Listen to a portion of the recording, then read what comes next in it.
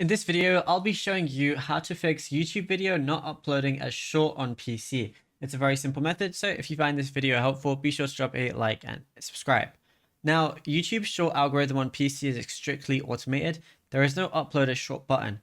Instead, YouTube scans your file's metadata and dimensions during the processing phase. So if your video is appearing as a regular video, it failed one of three hard constraints.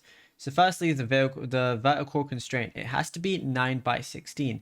If your aspect ratio is, anything like 1080 by like 1920 by 1080, like a landscape preview, anything like that, it can't be uploaded as a short. It has to be 9:16 or it has to be 1:1. So it's very important you go ahead and do that.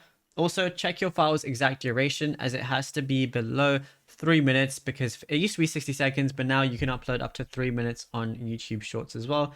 And also do the hashtag shorts in your title whenever you go ahead and post. So let's say I wanted to go ahead and upload something. Let's say I wanted to, let me just drag and drop a portrait thing, and it's going to basically upload as a short. And yeah, it's as simple as that. Now, if you found this video helpful, be sure to drop a like and subscribe, and check out all our other tutorials on the channel as well.